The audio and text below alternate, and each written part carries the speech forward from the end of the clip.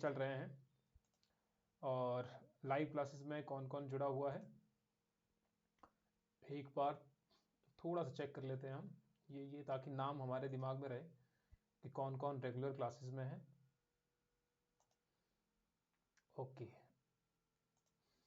ठीक है, तो लगभग मेरे ख्याल से इतने ही आएंगे, बाकी के जो है वो मे भी अभी ना आए, थोड़ी देर बाद आ जाएं, जैसी आपकी इच्छा होगी। लेकिन पहले शुरुआत करते हैं हम एक क्वेश्चन से।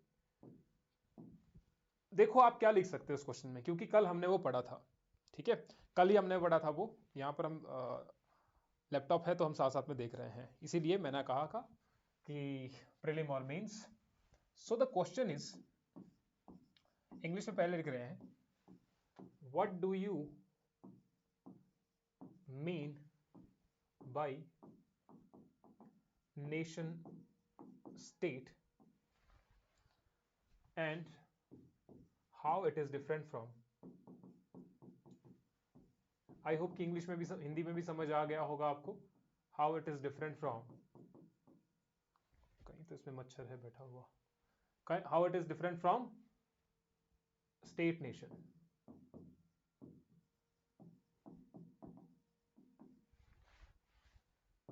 जरा लिखो जरा इस क्वेश्चन को, देखो कि आप क्या क्या पॉइंट आपके दिमाग में आते हैं कि what do you mean by nation state and how it is different from state nation.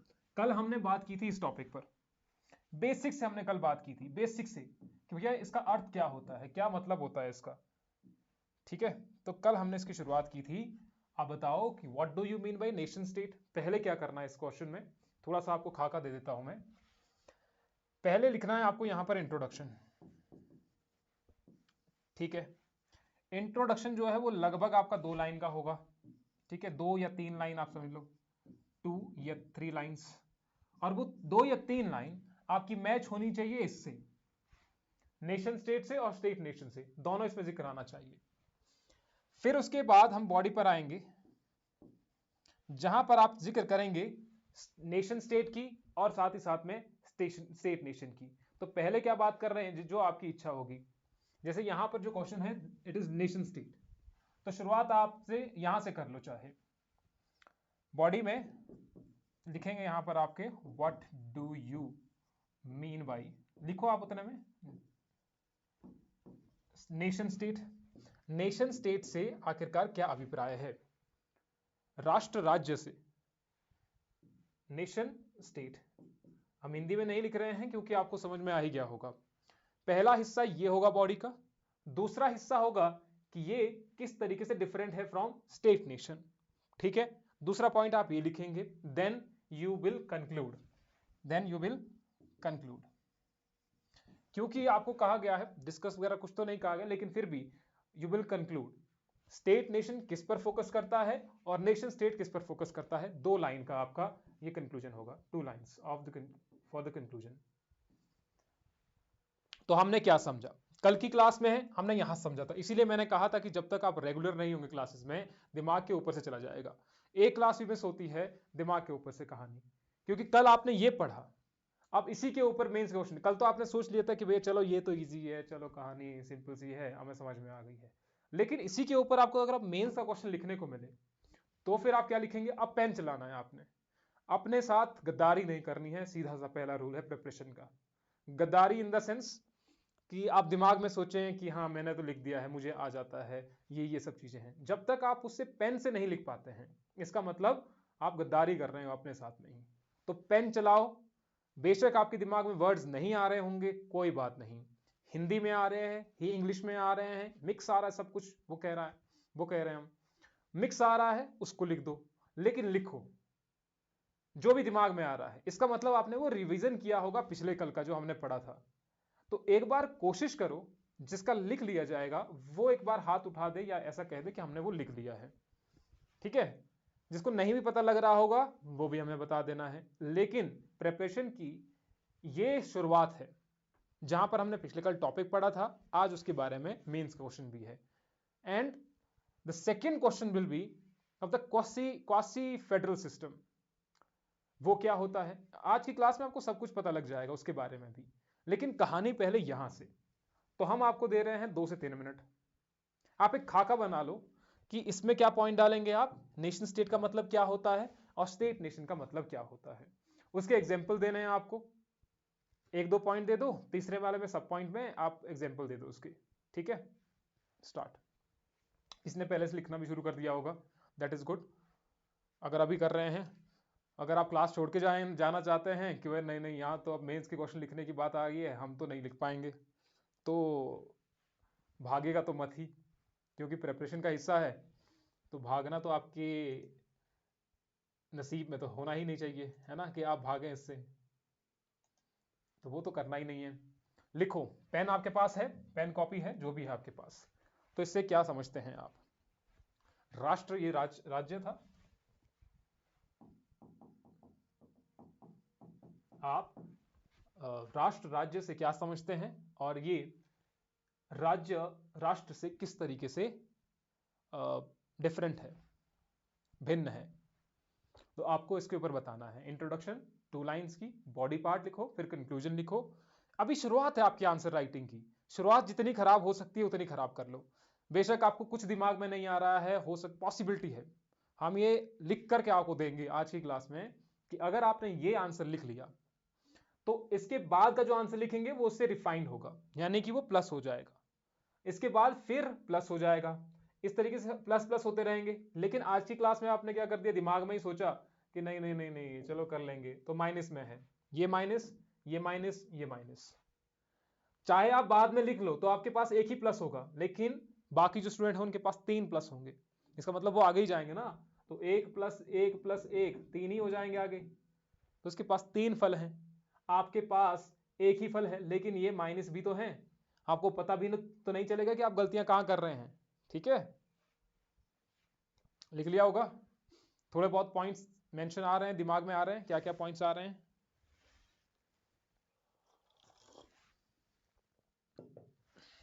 हाँ जी, बताइए बताइए।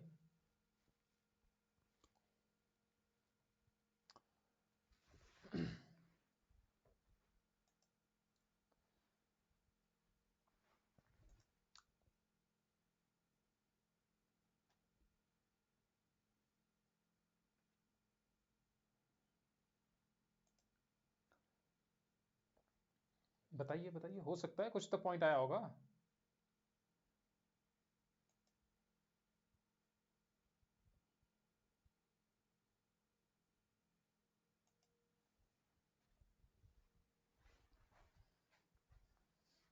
किसने लिखा, किसने लिख लिया। देखो आप हजारों सालों से तैयारी करते जाएंगे, नहीं तो जैसे होता है ना कि लाइब्रेरी में आप बैठे, लाइब्रेरी में फिर कर लिया, फिर सब कुछ हो गया, means group of people with shared culture history and identity. नहीं चलो वो तो कोई बात नहीं, वो आप लिखेंगे। ये बता दो मुझे कि आपने लिख लिया आंसर, सब ने लिख लिया आंसर, वो बता दो, है ना।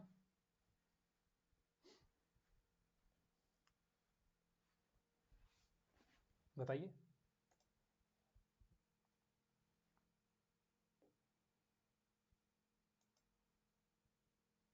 नहीं, देखो एक दो भाग रहे हैं, हाँ, कि कुछ नेटवर्क का इशू आ रहा है।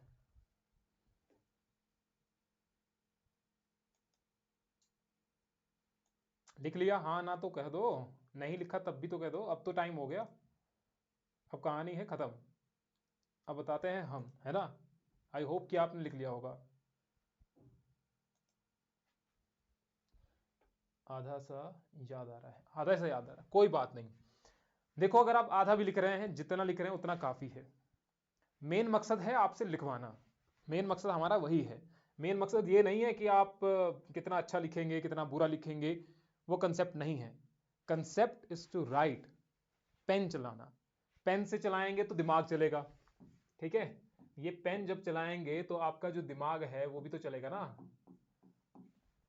और इसको चलाना है आपने, ये कैसे कैसे जा सकता है, किस तरीके से जा सकता है, वो है शुरुआत करना। ठीक है, ज्यादा नहीं हुआ, कंक्लूजन रह गया है, चलो कोई बात नहीं, मतलब जितना आपने लिखा, खैर थोड़ा बहुत आपने लिख लिया होगा। ठीक है, done, okay okay okay okay. तो देखो, पहले जब हम बात कर रहे थे मैंने कहा था आपको इंट्रोडक्शन जो है वो लगभग आपका 2 लाइन का होना चाहिए।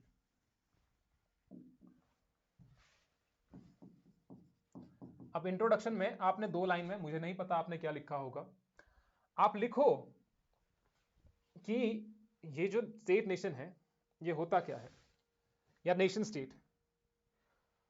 नेशन स्टेट कहीं से एमर्ज हुआ होगा तभी तो, सॉरी, स्टेट नेशन की थ्योरी ये कहीं से एमर्ज हुई होगी, तो ये पहले रही होगी, पहले के बाद ये आया होगा, ऐसा ही रहा होगा।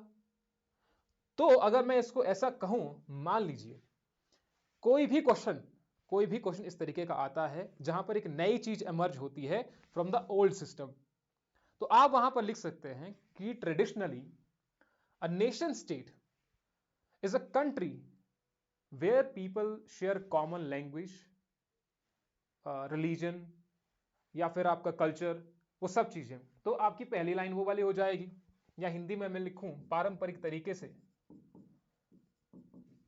ऐसे लिखते हैं पारंपरिक, जो भी है पारंपरिक, इंग्लिश में ही लिखते हैं वैसे तो। नेशन स्टेट लिख देता हूं मैं, नेशन स्टेट वह कंट्री होती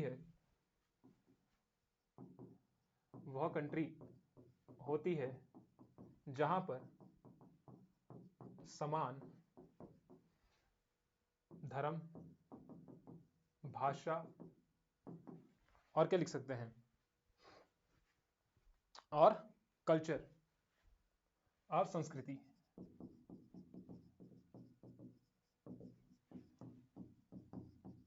ऐसे करके होती है।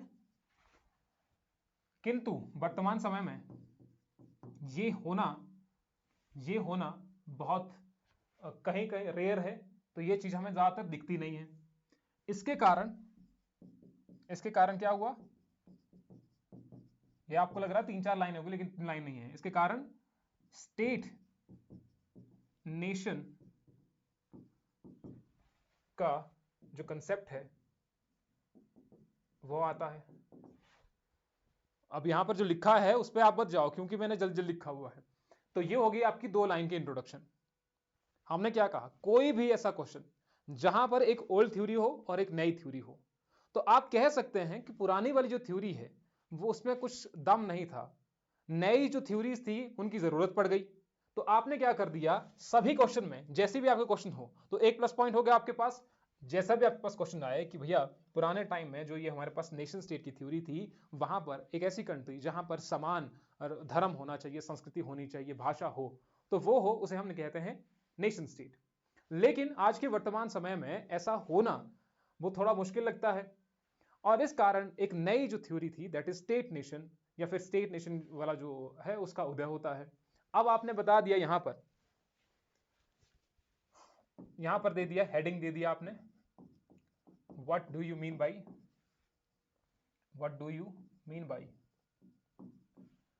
Nation state. पहले यही था आपका, या पहले जो लिखना चाहते हैं। अब इसके अनुरूप आप यहां पर उदाहरण दे सकते हैं कि होता क्या है ना, नेशन स्टेट या फिर स्टेट नेशन, नेशन स्टेट ना, नेशन स्टेट क्या करता है, दिस वांट्स वन आइडेंटिटी। क्या चाहता है ये, एक ही आइडेंटिटी हो, इसके अलावा कोई आइडेंटिटी नहीं होनी चाहिए। ठीक है, इतना आपने लिखा होगा, बेशक वन आइडेंटिटी, लेकिन कैसी आइडेंटिटी, वहां पर सेम लैंग्वेज हो, सेम रिलीजन हो, सेम कल्चर हो, वो एक आइडेंटिटी है। नेशन स्टेट क्या चाहता है कि नेशन स्टेट में एक ही होनी चाहिए, एक आइडेंटिटी होनी चाहिए, सबका एक कॉमन लैंग्वेज होनी चाहिए, सबकी रिलीजन कॉमन होना चाहिए, और सेम उनका कल्चर होना चाहिए। ठीक है, अब ये क्या करता है, एक तो हमने बता दिया कि ये चाहता है, इसका मतलब क्या है, इससे कंक्लूजन निकालो, ताकि आपको अगला पॉइंट याद आ जाए। नहीं आ रहा था आपको भी याद कैसे आएगा, जब ये चीजें होंगी, जब एक ही चीज होगी, तो वहां पर जो डाइवर्सिटी है वो डाइवर्सिटी खत्म हो जाएगी। तो it wants to reduce diversity,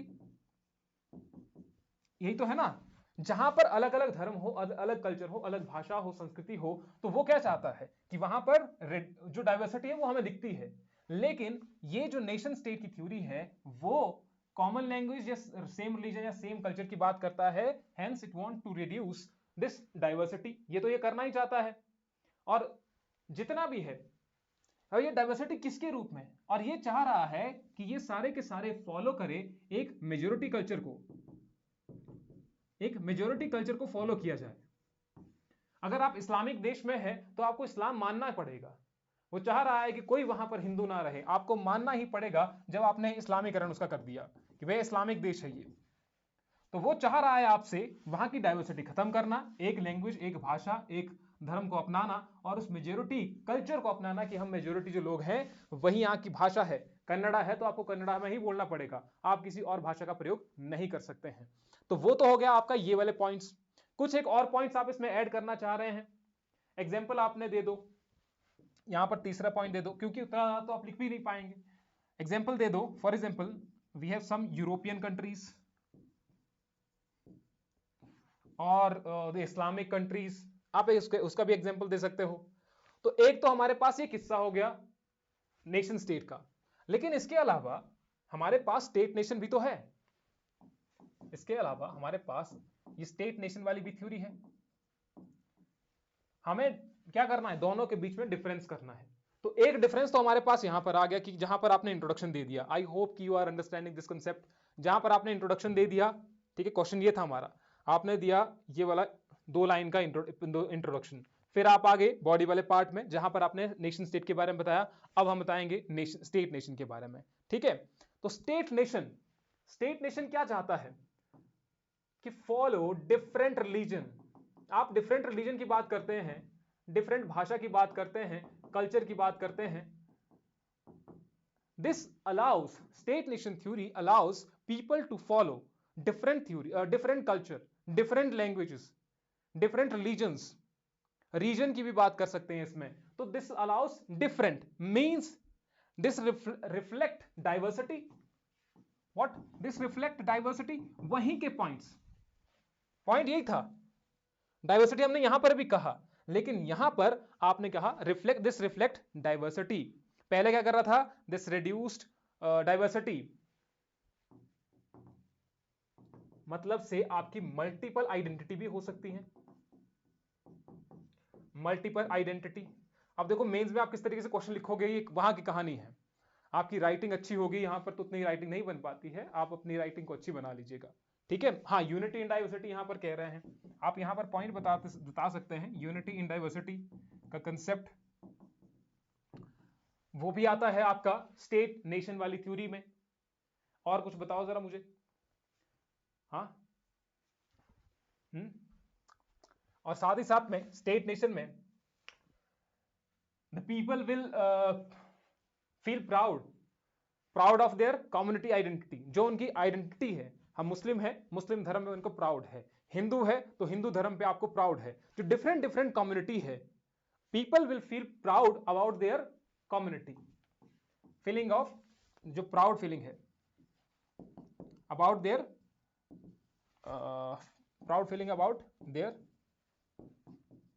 community identity.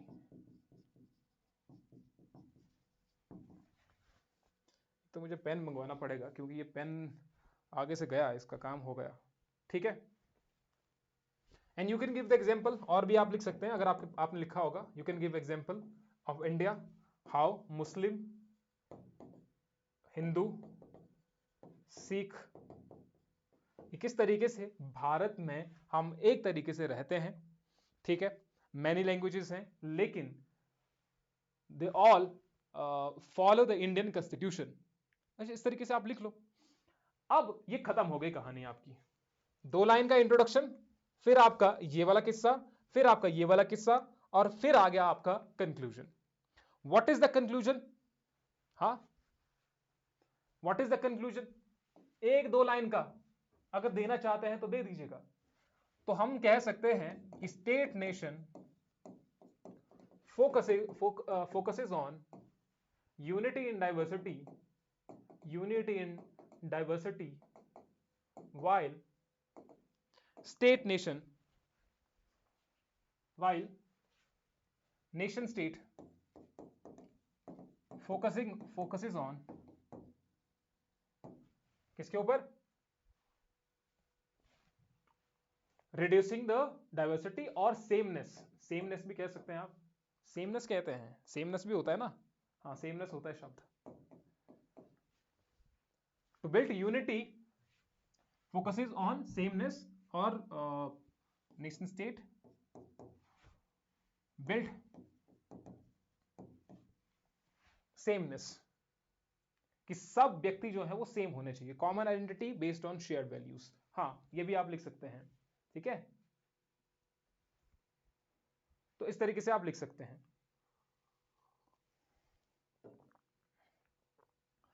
चलो ये हो गया हमारा आज का पहला क्वेश्चन, ठीक है। आएंगे हम दूसरे क्वेश्चन पर भी। दूसरा क्वेश्चन होगा आपका very very important question of the polity, quasi federal structure.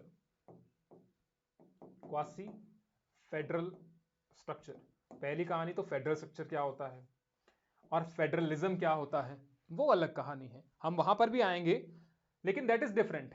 पहले शुरुआत कर लेते हैं कुछ एक बेसिक्स से, क्योंकि हम पढ़ रहे हैं पॉलिटी के बेसिक्स। आपको याद होगा कि हम पिछले क्लास में जहां पर हम बात खत्म किए थे वहां पर हम बेसिक्स की बात कर रहे थे, और डायरेक्ट और इनडायरेक्ट इलेक्शन की भी बात की थी हमने। उससे पहले हमने नेशन स्टेट, स्टेट नेशन की बात की थी, लेकिन उसके बाद हम इस वाली कहानी तक पहुंचे थे। आई होप कि अगर आपको ये क्वेश्चन आता है स्टेट नेशन, नेशन स्टेट से, आप इसको लिख पाएंगे, अब इसके कोई कंफ्यूजन नहीं होना चाहिए, ठीक है।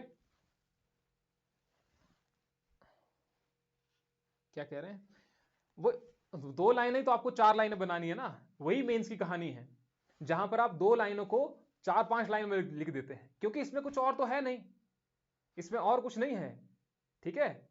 ऐसा नहीं है कि इसमें बहुत कुछ चीजें हैं, आपको मेंस में इलेबोरेट करना है। 2 तरह के क्वेश्चंस होते हैं, ठीक है, अच्छी बात कही आपने, 2 तरह के क्वेश्चन होते हैं। एक होते हैं फैक्चुअल क्वेश्चंस, तो फैक्चुअल क्वेश्चन में you can put data, data को आप पुट कर सकते हैं, यहां पर बहुत सारा डाटा होता है कि प्लस प्लस प्लस करते जाओ, लेकिन कुछ एक क्वेश्चन ऐसे होते हैं जिनको आप इलेबोरेट करना ही पड़ता है सिर्फ, उसमें आपके पास डाटा कुछ नहीं है। अब इसमें आप कितना डाटा मेंशन कर सकते हैं, एग्जांपल आप और भी दे सकते हैं जो हमने पिछले कल भी आपको दिए थे स्लाइड्स में, ठीक है, वो भी आप इसमें ऐड कर सकते हैं, लेकिन डिपेंड करता है आप पर कि क्वेश्चन कैसा है। वो फैक्चुअल है इसलिए आपके पास इंफॉर्मेशन बहुत ज्यादा होगी, या उसको आपको इलेबोरेट करना पड़ेगा उन्हीं पॉइंट्स को, ताकि वो क्लैरिटी आ जाए। एक क्लैरिटी लाने के लिए आप उसको उन पॉइंट्स को इलेबोरेट करते हैं, ठीक है। Reflect which is relevant in present scenario, reflect the unity and diversity aspects which will, चलो ठीक है, मतलब आप कह जो रहे हैं, बाकी जो कह रहे हैं आप लोग ठीक कह रहे हैं। यहां पर आते हैं, आई होप कि पिछले कल वाली कहानी आपको क्लियर हो, बस आपने रेगुलर रहना है और उसी से आपकी जो चीजें हैं वो क्लियर हो जाएंगी, क्योंकि हम भी थोड़ा सा फ्लो में आ रहे हैं।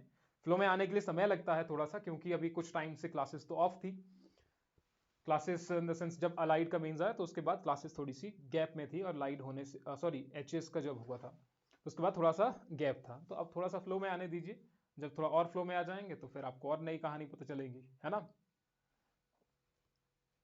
How it this is important to present day actions of the state. हाँ मे बी वे फॉरवर्ड, देखो ऐसे क्वेश्चन में नहीं लिखा जाता है, कहानी वो डिफरेंट है, चलो हम बता देते हैं थोड़ा सा। वे फॉरवर्ड, वे फॉरवर्ड उन क्वेश्चन में लिखा जाता है जहां पर आपके पास कोई प्रॉब्लम है, ठीक है, आपके पास प्रॉब्लम है तो आप वे फॉरवर्ड देंगे उसके लिए।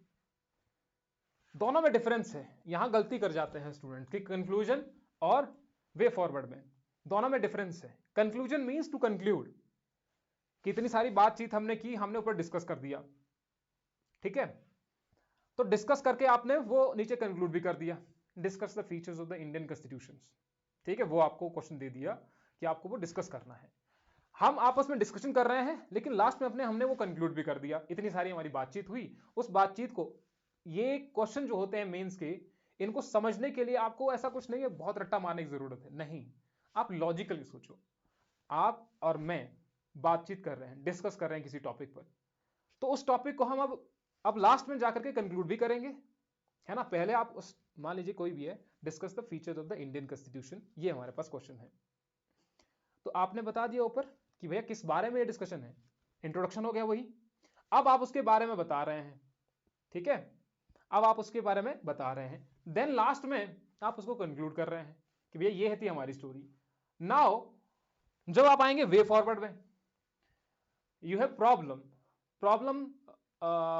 Of traffic in Shimla district. तो वहां पर आप वे फॉरवर्ड भी देंगे। अगर यहां पर प्रॉब्लम है तो आपके पास कुछ वे फॉरवर्ड भी तो होना चाहिए कि आप उस प्रॉब्लम को कैसे सॉल्व करेंगे, क्योंकि एडमिनिस्ट्रेशन आपसे वही चाह रहा है कि जहां पर कोई प्रॉब्लम है उसका आप एटलीस्ट सोल्यूशन भी तो दें। वहां पर ऐसा तो नहीं है कुछ कंक्लूजन आप कर दें। क्या ही कंक्लूजन करेंगे आप? शिमला में अगर पानी की प्रॉब्लम है आप उसको कंक्लूड कर रहे हैं कि भैया ये थी हमारे शिमला की प्रॉब्लम, नहीं, वहां पर आप वे फॉरवर्ड देंगे। वो एडमिनिस्ट्रेशन आपसे चाह रहा है। अगर कहीं पर हिमाचल प्रदेश में लैंडस्लाइड की प्रॉब्लम आ रही है तो आप क्या कंक्लूड करेंगे? उसमें नहीं कर पाएंगे कंक्लूड। अगर आप कंक्लूड कर रहे हैं it means you are doing wrong. आपको कुछ वे फॉरवर्ड टाइप देना पड़ेगा कि भैया ये जो कहानी थी जहां शिमला में इस तरीके से लैंडस्लाइड हो रहे हैं कि उसका वे फॉरवर्ड क्या हो सकता है। रोड की कटिंग 45 डिग्री पर हो रही है, पेड़ हमें लगाने पड़ेंगे, फॉरेस्ट फायर हमें रोकनी पड़ेगी, और अर्ली वार्निंग सिस्टम हमें लगाने पड़ेंगे, ठीक है, क्लाइमेट एक्शन पर हमें, क्लाइमेट चेंज पर हमें थोड़ा बहुत काम करना पड़ेगा, जो ग्लेशियर्स पिघल रहे हैं उस पर हमें थोड़ा काम करना पड़ेगा। तो दीज आर वे फॉरवर्ड। तो now you I think you know what is the difference between conclusion and way forward. आप अब आइडिया लगाएंगे। कहीं पर आप कमेंट कर रहे हैं तो दैट इज डिफरेंट स्टोरी, हम बाद में चर्चा करेंगे। अब पहले यहां पर आ जाते हैं, वापस आ जाते हैं इसी कहानी पर, फिर इसको कंटिन्यू करते हैं आगे। So let's start with this. हमने कहा था कल विलेज डेमोक्रेसी के बारे में हम बात कर रहे थे। विलेज जहां पर एक पॉपुलेशन होती है, रजिस्टर्ड वोटर्स होते हैं। आई होप दिस इज क्लियर। आप वापस आ जाओ स्टोरी में, थोड़ा बहुत आपको समय लगेगा स्टोरी में वापस आने के लिए। हम क्वेश्चन कर चुके हैं, इस स्टोरी में वापस आ जाइए, ठीक है। द स्टोरी वाज, जहां पर हम डायरेक्ट और इनडायरेक्ट इलेक्शन की बात कर रहे थे, विलेज की हम बात कर रहे थे। अब विलेज में क्या होता है, रजिस्टर्ड वोटर्स होते हैं जो पार्टिसिपेट करते हैं in the elections, in the election process. जो भी 18 साल से ऊपर है वो इलेक्शन प्रोसेस में पार्टिसिपेट कर रहा है। तो कम्युनिटी है विलेज की डेमोक्रेसी स्ट्रक्चर में, हमने विलेज देखा और साथ ही साथ में पॉपुलेशन में रजिस्टर्ड वोटर्स हो गए। अब विलेज पंचायत जो होती है वो कैसी होती है? इनडायरेक्ट डेमोक्रेसी है, दैट इज इनडायरेक्ट डेमोक्रेसी, जहां पर इनडायरेक्टली आप किसी को चुन रहे हैं और वो आपके बिहाफ पर आगे जाकर के आप पर रूल कर रहा है। रूल इन द सेंस कि वो पॉलिसी को इंप्लीमेंट कर रहा है। अगर प्रधान है तो प्रधान के ही साइन लगेंगे, ठीक है, आपके बिहाफ पर। अगर आपको कोई सर्टिफिकेट बनाना है वहां पर प्रधान साइन कर रहा है। चुना हुआ किसने है? आपने इसको चुना था, आपने इसको चुना था। अब ये जाकर के आप पर रूल कर रहा है, यानी कि पॉलिसी का इंप्लीमेंटेशन कर रहा है। अगर कहीं से पैसा आ रहा है तो ये इंप्लीमेंट कर रहा है ना आगे। सो दिस इज इनडायरेक्ट, आप हैं, चुना है, रूल कर रहा है। लेकिन दूसरा जो डायरेक्ट डेमोक्रेसी है, जहां पर जो रजिस्टर्ड वोटर्स होते हैं, आप कोई भी हैं, कोई भी वोटर्स हैं जिसकी 18 से प्लस एज है, 18 प्लस जो है, आप जाइए, आप ग्राम सभा में जाइए।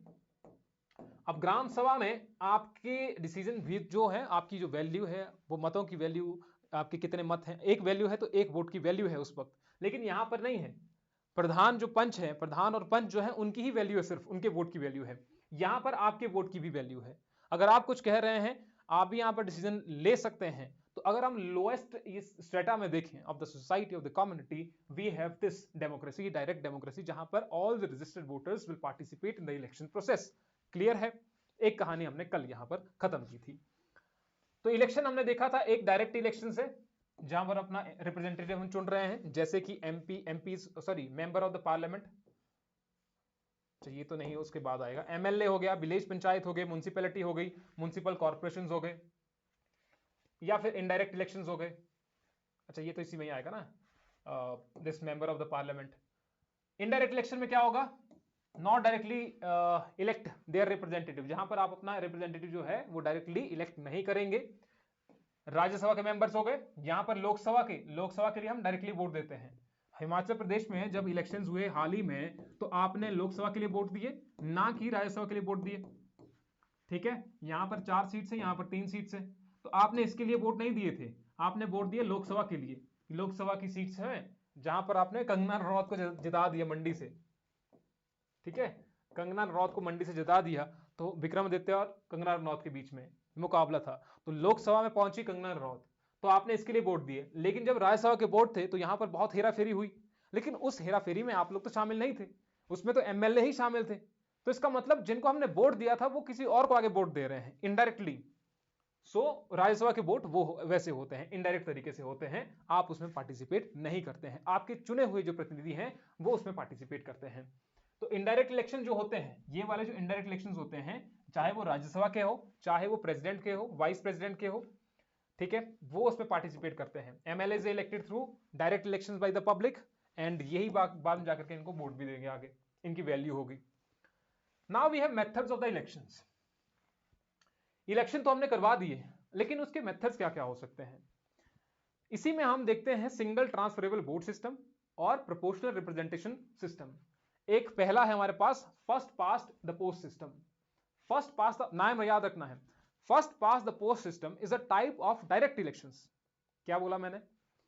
First past the post system मतलब से हमारे पास एबीसी कैंडिडेट्स हैं, ये ए है, ये बी है, सी है, डी है। आप सोच लीजिए आपके वहां पर प्रधानी में कुछ एक 4 लोग उठे हुए हैं, ठीक है, 4 लोग उठे हुए हैं जिनका नाम मुझे यहाँ पर लास्ट में दिखाई दे रहा है। तो हमारे पास रोहन दिखाई दे रहे हैं, मुझे आलम दिखाई दे रहे हैं, और इससे पहले मुझे नाम दिखाई दे रहा है अनु का, ठीक है, इससे पहले भी है कोई, तो इससे पहले मुझे नाम दिखाई दे रहा है यहाँ पर काजल का, जिन लास्ट में कमेंट किए हैं। तो ये लोग हैं, लेकिन इसमें जीतेगा कौन वो मैटर करता है, ठीक है, कौन जीतेगा इनमें से। जहां पर डायरेक्टली जीता जा रहा है, जिसको ज्यादा वोट मिल गए वो जीत गया, जिसको ज्यादा वोट मिल गए वो जीत गया। वैसे ही यहां पर रोहन को 25 वोट मिले, आलम को 26 वोट मिले, अनु को 27 वोट मिले और काजल को 22 वोट मिले, और यहां पर अनु जो है वो जीत गई, है ना, लड़की ही है ना अनु, है ना, पता लगा लड़के तो नहीं है कहीं बाद में हमें मत कहिएगा, है ना। सो यहां पर ये जीत गई, विनर है। हमने क्या बोला, जिसको ज्यादा वोट मिले वो जीत गया। कहानी सिंपल सी है, कोई हेरा फेरी नहीं, कुछ नहीं, ना single transferable vote system, no proportional system, कुछ नहीं है। वो हम आगे पढ़ते हैं जहां पर सिंगल और लिखा होता है ट्रांसफरेबल वोट सिस्टम, यानी कि ट्रांसफर हो रहा है वोट, वोट जो है वो ट्रांसफर हो रहा है, ठीक है। इसकी चर्चा हम अभी नहीं करेंगे, लेकिन इसको समझ लो, जब हम प्रेसिडेंट के इलेक्शन की बात करेंगे वहां पर ये आता है single transferable vote system.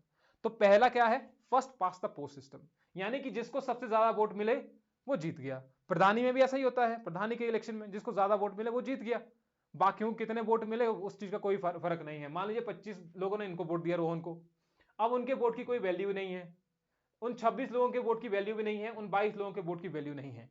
Majority जो है, अगर आप ध्यान से देखो, मेजोरिटी वोटिंग है इन तीनों को, अगर हम तीनों को मिला दें तो ये हो गए आपके 25, और ये हो गए आपके 26, और ये हो गए आपके 22। तो 6 5 11 12 13, 1 2 2 4 1 5 6 हो गए, 7 हो गए, 73 हो गए ना।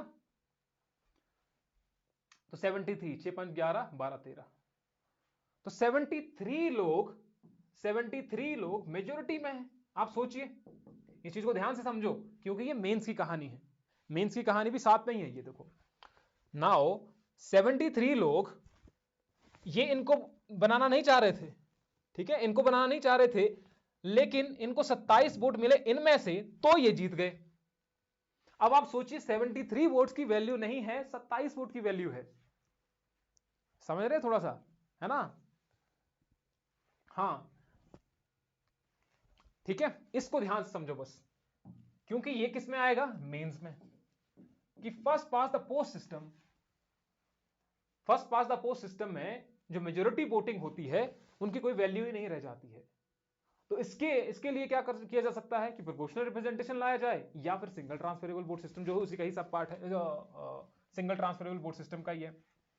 सो हमने क्या देखा, इसमें डायरेक्ट इलेक्शन है कि वोट आप दे रहे हैं कैंडिडेट को, ठीक है, आप गए, ये आप बना दिए मैंने, आपने प्रधान को इलेक्शन दिए, प्रधान को वोट दे दिए, तो आपने डायरेक्टली वोट दिया ना इसको, ठीक है। तो voters vote for individual candidates, individual कोई दे रहे हैं, कोई ए को दे रहा है, कोई बी को दे रहा है, कोई रोहन को, आलम को, कोई अनु को, कोई काजल को वोट दे रहा है, डिफरेंट लोग हैं हमारे पास। तो the candidate who secures the highest number of the valid votes किसी कंस्टिट्यूएंसी में, तो वो जीत जाता है फिर, ठीक है, विनर डिक्लेयर कर दिया जाता है, जैसे इस तरीके से, ठीक है। 27 वोट थे, वो जीत गए, तो 73 और 27 हो गए आपके 100 वोट्स, तो सी यहां से जीत गए हैं।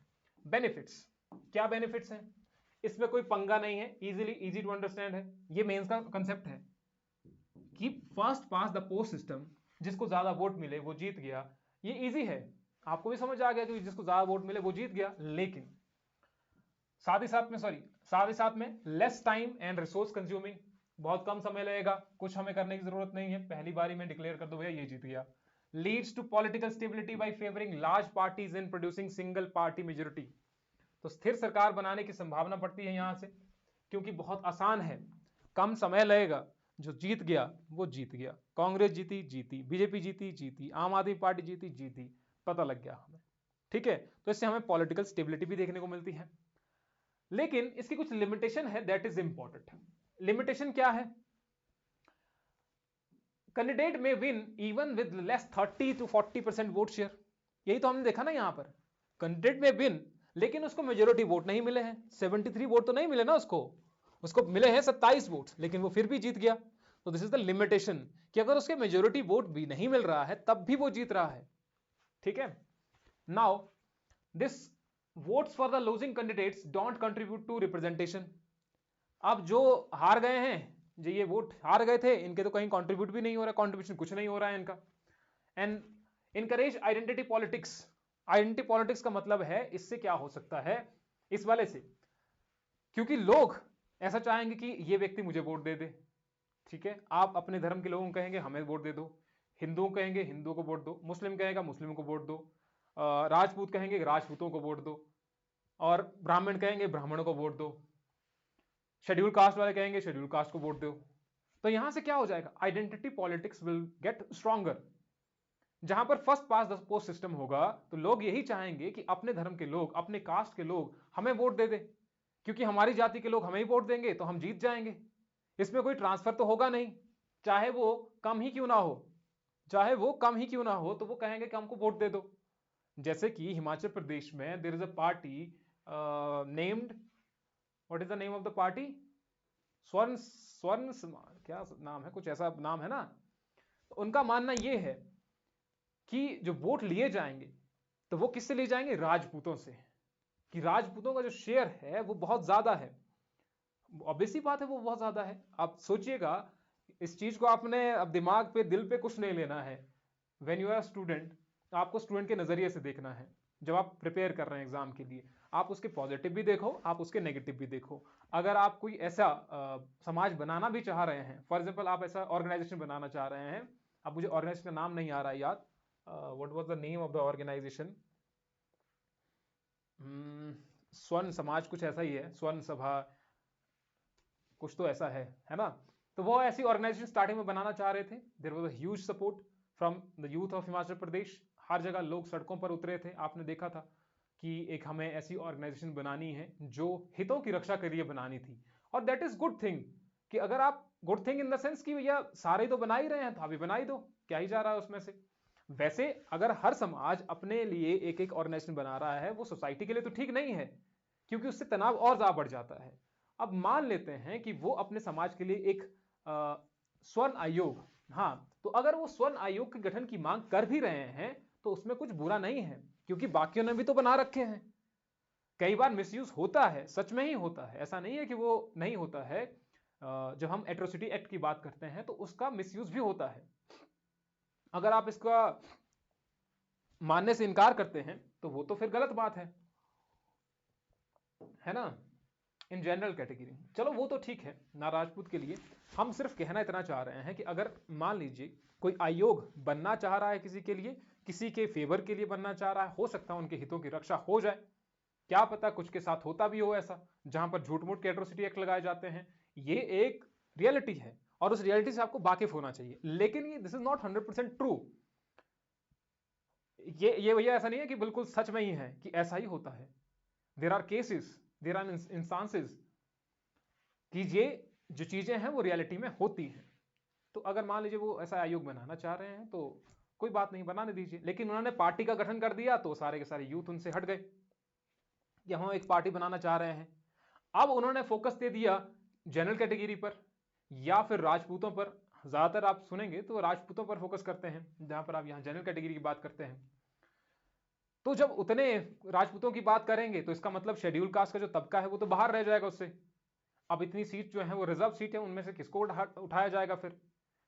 तो यहां पर फोकस किस पर करेंगे, अगर उनकी जो पॉलिटी है ये, क्योंकि उनको चाहिए सीट्स, राजपूतों से या फिर वो जनरल कैटेगरी से, और उनका परसेंटेज बहुत ज्यादा है, अराउंड 60% to 70%, क्योंकि बाकियों का जो है वो शेड्यूल कास्ट या बाकियों में आ जाता है फिर। तो उस 60 to 70% को, 60% को कैप्चर करने के लिए ही विल यूज वेग लैंग्वेज कि भैया ये हमने किया है, ये कर रहे हैं, ये कास्ट है, वो कास्ट है, ये छुआछूत, ये सब कुछ नहीं है, रिजर्वेशन हटाओ, वो सब चीजें। Cast politics will gate stronger. किस लिए? इसलिए क्योंकि वोट चाहिए, ये जीतने के लिए चाहिए तो नहीं, जितने भी जीतने के लिए चाहिए होंगे उतने तो वहां पर राजपूत या जनरल कैटेगरी तो होंगे ही होंगे। तो first past the post system में क्या होता है? ये होता है। हम इसका एग्जाम्पल दे रहे हैं आपको समझाने के लिए, ठीक है। क्या होता है कि बहुत सारे लोग जो हैं वो दिमाग में इसको ले लेते हैं, ठीक है। काजल कह रहे हैं कि कास्ट बेस्ड पॉलिटिक्स को बढ़ाना नहीं चाहिए। वो तो आप समझ रहे हैं ना, लोगों को समझ थोड़ी ना आएगा। जो पढ़े लिखे लोग हैं उनको समझ थोड़ी ना आएगा। एक पढ़े लिखे कुछ ये भी होते हैं ना, पढ़े पढ़े लिखे कुछ ये होते हैं जो पढ़ तो लिए हैं लेकिन कास्ट पॉलिटिक्स को अभी भी खेलेंगे ही, क्योंकि उनके दिमाग में भर गया। उस समय क्या हुआ, एक कहानी सच में ही उस समय अभी भी होती होगी, कि लोगों ने अपने अपने व्हाट्सएप ग्रुप बना दिए, ठीक है। और व्हाट्सएप ग्रुप कौन बनाया है? एजुकेटेड ग्रुप, एजुकेटेड लोग। ग्रुप कैसे कैसे बनाए हैं? ब्राह्मण समाज, राजपूत समाज, शेड्यूल कास्ट समाज या कुछ ऐसा, ऐसे व्हाट्सएप ग्रुप बनाए हुए हैं। अब इसमें सिर्फ ब्राह्मणों की बात होगी, इसमें सिर्फ राजपूतों की बात होगी, इसमें सिर्फ शेड्यूल कास्ट की बात होगी, अगर वहीं ओबीसी है तो उसमें सिर्फ ओबीसी की बात होगी। अब इनकी जो आइडेंटिटी है that will get more stronger. ये स्ट्रांग हो जाएंगे, कहेंगे भैया हमारे हितों की रक्षा तो हो ही नहीं रही है, ये कहेंगे हमारे साथ छुआछूत हो रही है, कि हमारा तो कुछ हो ही नहीं रहा है, हमें रिजर्वेशन और चाहिए, या कुछ ये चीजें। राजपूत कहेंगे हमको रिजर्वेशन नहीं मिल रही, हमें रिजर्वेशन चाहिए, हमारे साथ धोखाधड़ी हो रही है, और ये कहां कहां के एग्जाम्पल ढूंढ करके लाएंगे। ब्राह्मण कहेंगे कि भैया हम तो इन वर्गों पर राज करते हैं, हमारे साथ तो ऐसा सलूक होना नहीं चाहिए, जो हमें इज्जत मिलनी चाहिए तो वो हमें नहीं मिल पा रही है। अब किसके पॉइंट को आप नकारोगे? क्योंकि इनके पास तो अच्छे खासे पॉइंट्स हैं। तो इससे अभी के लिए आप दूरी बनाए रखो, क्योंकि आप तभी इसको समझ पाएंगे, कंसेप्ट को तभी समझ पाएंगे, लिख तभी पाएंगे। क्योंकि अगर आपके दिमाग में एक भी चीज ऐसी आ गई, इन सब में से कोई एक चीज आपके दिमाग में घुस गई है, फिर आप किसी चीज को एनालाइज नहीं कर पाएंगे, क्योंकि आप हमेशा ही उसी पॉइंट में फंसे रहेंगे कि नहीं नहीं हमारा ही समाज जो है वो स्ट्रांग है, हमारा समाज ठीक है, हमारा ही समाज ठीक है, हमारे साथ ही शोषण हो रहा है। ये सब चीजें आपके दिमाग में चली जाएंगी और आप एनालाइज कभी नहीं कर पाएंगे। अगर आपको कभी कंसेप्ट पढ़ना हो राजपूतों के बारे में, राजपूतों ने किस तरीके से इस कंट्री को बचाया, और राजपूतों ने किस तरीके से, कुछ एक राजपूत ऐसे भी थे जिन्होंने साथ दिया, तो दोनों को आप कॉन्ट्राडिक्ट तो कर ही नहीं पाओगे। फिर आप तो कहेंगे सारे राजपूत एक बराबर हैं, है ना। अगर आप कहेंगे कि ये रिजर्वेशन वाला कंसेप्ट है तो उसके भी कुछ एक प्रोज हैं और कुछ एक नेगेटिव पॉइंट्स हैं। अगर आप रिजर्वेशन, अगर मान लीजिए आप इन अदर कास्ट में से है तो आप कहेंगे कि नहीं नहीं इसकी जो रिजर्वेशन के है वो सिर्फ और सिर्फ नेगेटिव इंपैक्ट है, तो पॉजिटिव की तरह जा ही नहीं पाएंगे आप। अगर आप शेड्यूल कास्ट से हैं तो आप कहेंगे कि इसके तो सिर्फ पॉजिटिव ही पॉजिटिव है, नेगेटिव तो कुछ है ही नहीं। तो इसलिए आपको खुले दिमाग से ये पढ़ना पड़ेगा। तो हम कहां पर थे? हम थे यहां पर जहां पर हम बात कर रहे थे कि caste politics will get more stronger due to this first past the post system. I hope this is clear. कल हम मेंस का क्वेश्चन भी आपको देंगे ताकि आप उससे इसको समझ जाएं, ठीक है। अब चलते हैं नेक्स्ट वाले। Now we have this proportional representation system. पहले क्या था? First past the post system, जो जीता, जो ज्यादा वोट मिले वो जीत गया। दूसरा क्या हमारे पास है? Proportional representation. And this proportional representation is a type of indirect election. कैसे इनडायरेक्ट इलेक्शन है? आप यहां पर किसी व्यक्ति को वोट नहीं देंगे, किसी व्यक्ति को वोट नहीं देंगे, बल्कि किसी पार्टी को वोट देंगे। Will depend on the share of the party, और उस पार्टी के कितने शेयर हैं उस बेसिस पर उनको वोट दिए, उनकी सीट्स होंगी, ठीक है। अब देखिए यहां पर कैसे करके। अब भारत में जो प्रोपोर्शनल रिप्रेजेंटेशन है वो किस तरीके से है? यही था, एक minute. This president and vice president chosen through the single transferable vote system, a form of proportional representation. तो भारत में अगर आप इस दोनों से कंफ्यूज होंगे तो कंफ्यूज नहीं होना है। भारत प्रोपोर्शनल रिप्रेजेंटेशन अलग अलग टाइप का है, उसी में we have one type that is single transferable vote system, ठीक है। उसी में हमारे पास है सिंगल ट्रांसफरेबल वोट सिस्टम। हमारे पास सिर्फ यही नहीं है, ये प्रोपोर्शनल रिप्रेजेंटेशन नहीं है सिर्फ, we have this single transferable vote system. ठीक है, जब हम बात करेंगे प्रेसिडेंट के इलेक्शंस की, बहुत अच्छे तरीके से हम बात करेंगे, तो वहां पर आप समझेंगे कि what is the meaning of this single transferable vote system. ठीक है, तो अगर हम सिर्फ बात करते हैं इसकी ही, हम बात कर रहे हैं सिर्फ इसकी बात नहीं कर रहे हैं, सिर्फ इसकी बात कर रहे हैं, तो सिंगल ट्रांसफरेबल वोट सिस्टम में क्या होता है, सॉरी प्रोपोर्शनल रिप्रेजेंटेशन सिस्टम में, हिंदी में जिसे कहते हैं समानुपातिक प्रतिनिधित्व प्रणाली। ठीक है, हिंदी वालों को कोई प्रॉब्लम तो नहीं आ रही है ना, हमें बता देना अगर हिंदी वालों को कोई प्रॉब्लम आए तो, ऐसा ना हो कि आप कंफ्यूज हो जाए फिर। तो what is this single proportional representation system? The country is divided into constituencies. हमने क्या कर दिया, इसको निर्वाचन क्षेत्रों में पहले बांट दिया, जो भी क्षेत्र थे हमारे पास हमने अलग अलग कंस्टिट्यूएंसी में इसको बांट दिया गया। जैसे कि हमने हिमाचल प्रदेश में बांट दिया, 68 निर्वाचन क्षेत्र में बांट दिया इसको। तो votes are cast for the parties instead of individual candidates.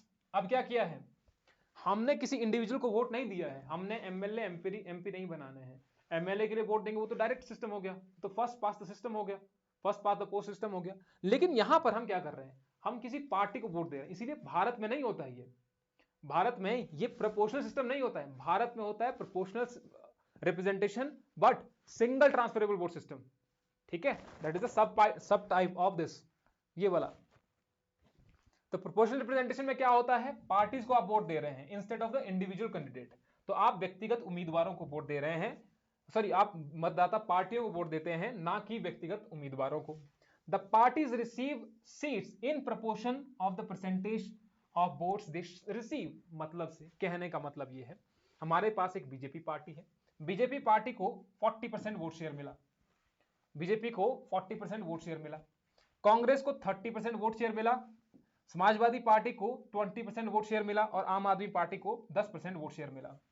इसका मतलब जो सीट्स होंगी, seats will be allocated in the manner of their percentage. जो परसेंटेज में उनको दिया गया, उस परसेंटेज के आधार पर उनको सीट्स भी दी जाएंगी। 100 सीट्स है हमारे पास, तो 100 सीट का मतलब है 100%, 100 सीट का मतलब क्या हो गया 100%। और ये जब 100% है तो प्रोपोर्शनल रिप्रेजेंटेशन कैसा हो गया, हमने वोट दिया बीजेपी को, हमने बीजेपी के एमएलए को वोट नहीं दिया, हमने बीजेपी के किसी मेंबर को वोट नहीं दिया, हमने पार्टी को वोट दिया। अब पार्टी को मिले 40% वोट्स, इसका मतलब है 40 सीट्स। कांग्रेस को मिले 30% वोट, इसका मतलब 30 ये हो गई सीट्स हो गई उनको।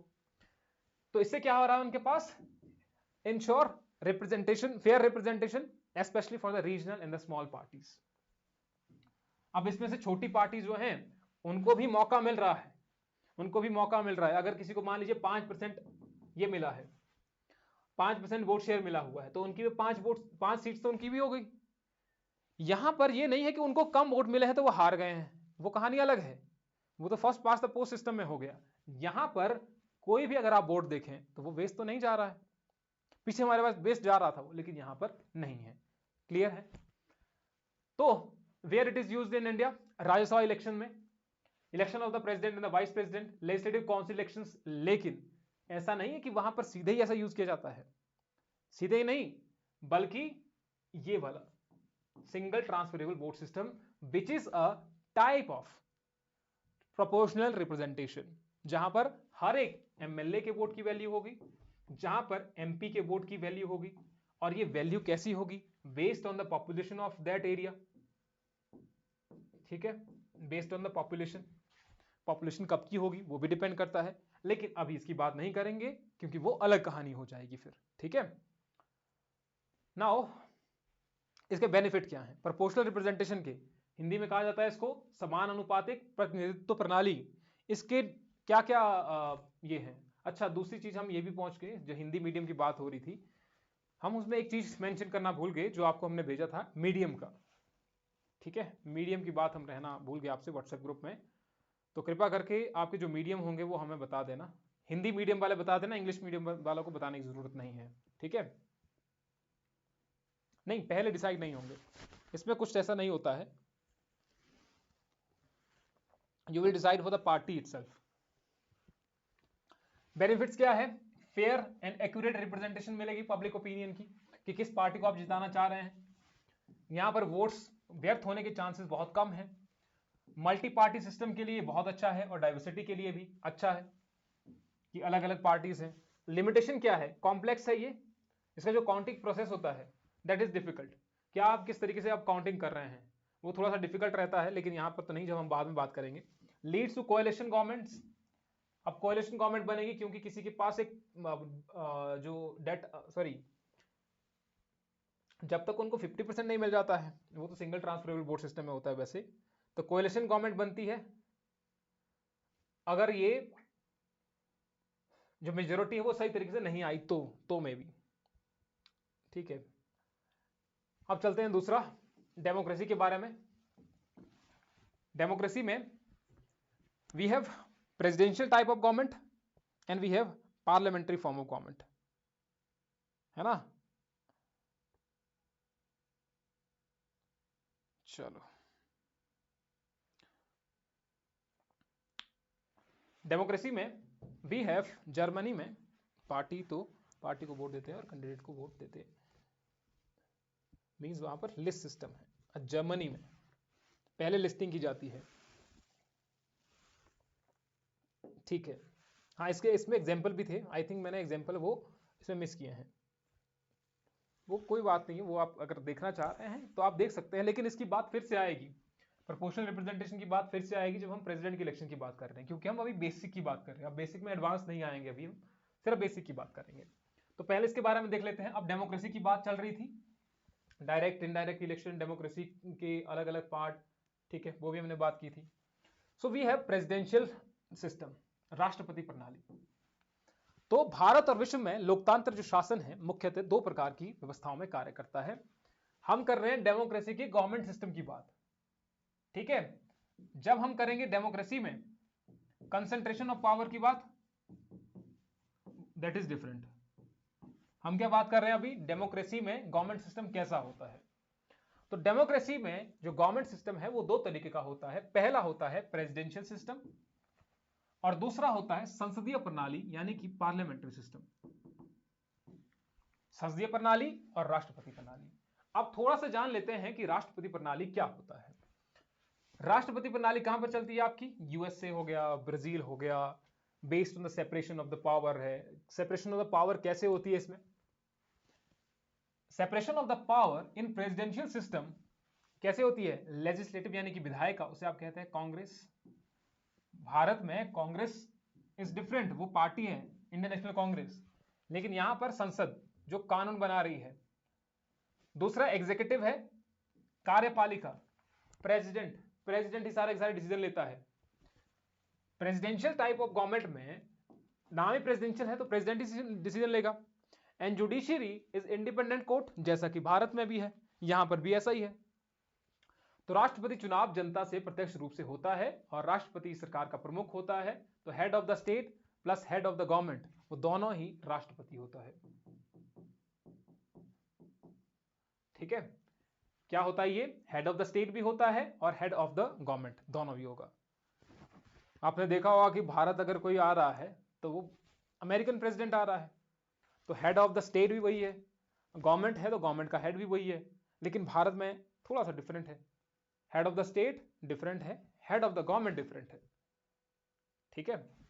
चलिए उसकी बात करते हैं। पार्लियामेंट्री सिस्टम जो भारत में है, यूके में है, कनाडा में है। यहां है फ्यूजन ऑफ पावर, शक्ति संलयन सिद्धांत। डिफरेंस तो है वैसे, जैसे यहां पर है सेपरेशन ऑफ द पावर, इसकी डिफरेंट है, इसकी डिफरेंट है, इसकी डिफरेंट है, इसकी डिफरेंट है। यहां पर क्या है, fusion of the power. Parliamentary system is fusion, संलयन है सबका। जैसे लेजिस्लेटिव क्या कर रही है, विधायिका है, निर्वाचित सांसद है, विधानसभा है फॉर एग्जांपल, तो वो कानून बना रहे हैं यहां पर। दूसरा हमारे पास एग्जीक्यूटिव है, जिसे कार्यपालिका कहते हैं, प्रधानमंत्री और मंत्रिपरिषद संसद से चुने जाते हैं। तीसरा जुडिशरी है, ये स्वतंत्र न्यायालय है, लेकिन ये सब एक दूसरे पर टिके हुए तो है ही वैसे, ठीक है। जवाबदेही क्या कह रहे हैं, होक पीएम, प्रधानमंत्री, ये सारे हो गए। दोनों में थोड़ा सा डिफरेंस देखते हैं, क्योंकि ये लंबी कहानी है वैसे, इसलिए हम ज्यादा नहीं जाएंगे इस पे, हम वही नेक्स्ट वाली स्टोरी पे आएंगे। हम सिर्फ जानना चाह रहे हैं यहां पर कि डिफरेंस क्या है दोनों के बीच में, बेसिक क्लियर करते हैं पहले, ठीक है। पावर स्ट्रक्चर की अगर बात की जाए प्रेसिडेंशियल सिस्टम में सेपरेशन ऑफ द लेजिस्लेटिव होता है, एग्जीक्यूटिव वो डिफरेंट होते हैं, लेकिन यहां पर fusion of the legislative and the executive, क्योंकि यहीं से ही जो लेजिस्लेटिव थे वहां से मिनिस्टर बन गए, लेजिस्लेटिव से मिनिस्टर बन गए, वही तो आपके एग्जीक्यूटिव में आ गए ना फिर बाद में जाकर के, जिसको हम कहते हैं यहां पर डी ज्यूरे हेड कहा जाता है, दैट इज राष्ट्रपति। यहां पर वी हैव प्रेसिडेंट, दोनों में इसको कहा जाता है डी फैक्टो, एक होता है डी फैक्टो, लेकिन de facto head is president and here it is prime minister, council of minister headed by prime minister. अब दोनों को डिफरेंस में देखिएगा, डी फैक्टो हेड एग्जाम में क्वेश्चन आता है कि who is de facto head, जो रियल हेड है, तो real head is presidential type of government में president, parliamentary form of government में prime minister is the real head of the government. लेकिन डी ज्यूरे में वेयर इट इज प्रेसिडेंट और यहां पर भी प्रेसिडेंट है, ठीक है। अगर हेड ऑफ द स्टेट हो गया फॉर एग्जांपल तो इट्स ये। अगर स्टेबिलिटी की बात की जाए तो प्रेसिडेंशियल में यहां पर हाई स्टेबिलिटी रहती है, चुनाव की अवधि जब तक ना हो तब तक आपकी सरकार रह जाती है, सरकार तभी तक रहेगी जब तक नेक्स्ट चुनाव नहीं आया। यहां पर पार्लियामेंट्री में सरकार गिर भी सकती है। अकाउंटेबिलिटी यहां पर प्रेसिडेंट की कम होती है, गैर जिम्मेदार होता है, जैसे कि आपने देखा यूएसए में सारे के सारे डिसीजन ले रहा है प्रेसिडेंट कि हमें टैरिफ लगाने हैं, लगा दिए, हटाने हैं, हटा दिए, भैया मोबाइल नहीं बनाने हैं, मत बनाओ, कह रहे हैं ना, पूरा कह रहे हैं, कोई डिस्कशन तो नहीं हो रही है उस पर। वो ऐसा तो नहीं कह रहा है, प्रधानमंत्री आ रहे हैं संसद में फिर लोगों को बता रहे हैं कि हम ऐसा करने जा रहे हैं, ये नया कानून ला रहे हैं, ये सब करना है, नो डिस्कशन, नो अकाउंटेबिलिटी यहां पर। तो प्रेसिडेंशियल फॉर्म ऑफ गवर्नमेंट में, कल हम मेंस का क्वेश्चन देंगे इसी पर आपको, ये आपको लिखना है कल। तो प्रेसिडेंशियल फॉर्म ऑफ गवर्नमेंट में accountability is low, but in the parliamentary form of government system accountability जो है वो यहां पर ज्यादा ही होगी।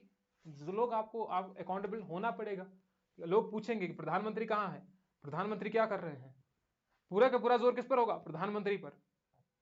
कहा जाएगा कि नितिन गडकरी जी क्या कर रहे हैं, ये सड़कें निकल रही हैं, ये सड़कों में ये जो लैंडस्लाइड हो रहा है तो गडकरी जी क्या कर रहे हैं, ये एनएच जो निकल रहा है। तो बात चलेगी एग्जीक्यूटिव पर भी, रिस्पॉन्सिबिलिटी होगी उनकी, अकाउंटेबिलिटी होगी उनकी कि आपको ये काम तो करना ही पड़ेगा, ठीक है। तो यहां पर अकाउंटेबिलिटी ज्यादा होगी पार्लियामेंट्री फॉर्म ऑफ गवर्नमेंट, क्योंकि आपको पार्लियामेंट में बताना पड़ेगा कि ये हुआ तो क्यों हुआ, इतना पैसा लगा तो कहां लगा, फिस्कल डेफिसिट हो रहा है तो क्यों हो रहा है।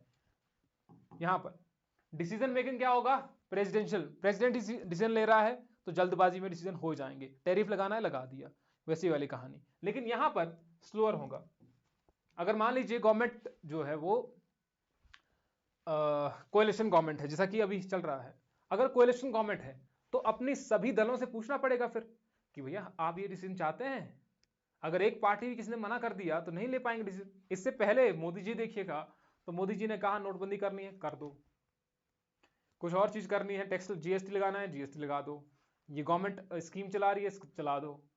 वो है तब जब पावरफुल व्यक्ति कोई रूल कर रहा हो एज अ प्राइम मिनिस्टर। लेकिन जब कोएलिशन गवर्नमेंट होती है पार्लियामेंट्री सिस्टम में, तो वहां पर डिसीजन लेने में भी दिक्कत आती है, हर एक दल से पूछना पड़ता है, क्या पता उसमें अभी आप देखिएगा जो जो दल हैं इसमें, बीजेपी के साथ गठबंधन में जो सरकारें जुड़ी हुई, अलग अलग जो दल जुड़े हुए हैं, तो सबसे पूछना पड़ेगा in the parliamentary form of government, ठीक है। यहां पर प्रेसिडेंट हेड इलेक्शन कैसे होगा, डायरेक्ट बाई डायरेक्टली इलेक्शंस होंगे, इनडायरेक्ट बाई लेजिस्लेचर, तो ये लेजिस्लेचर के द्वारा ही चुने जाएंगे। Cabinet not collectively responsible, but in the parliamentary system there is collective responsibility of the ministers to the parliament, collective responsibility होगी उनकी कि सारे के सारे वो कलेक्टिवली रिस्पॉन्सिबल होंगे। ये लाइन जो है ना, ये इतनी ज्यादा इंपॉर्टेंट है कलेक्टिव रिस्पॉन्सिबिलिटी कि आपको संविधान में ये डायरेक्टली मिल जाती है। अगर मुझे बता सकता है अंडर विच आर्टिकल ये कहा गया है collective responsibility of the ministers, तो बहुत अच्छा होगा, मे बी अगर आप बता पाए तो।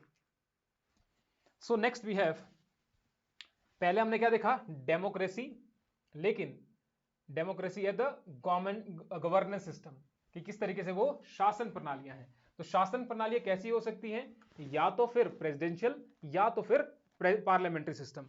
तो जब हम डेमोक्रेसी की बात की गवर्नेंस सिस्टम में, तो गवर्नेंस सिस्टम शासन किस तरीके से हो सकता है, या तो पार्लियामेंट्री फॉर्म हो सकता है या तो फिर प्रेसिडेंशियल हो सकता है। लेकिन जब हम बात करते हैं डेमोक्रेसी की डिस्ट्रीब्यूशन और कंसंट्रेशन ऑफ द पावर की शक्ति का जो वितरण है या केंद्रीकरण है वो किस तरीके से है, डेमोक्रेसी में ही शक्ति का जो वितरण है या कंसंट्रेशन है वो किस तरीके से है, तो उसे कहा जाएगा दो तरीके से, एक आपका फेडरल सिस्टम और दूसरा आपका यूनिटरी सिस्टम।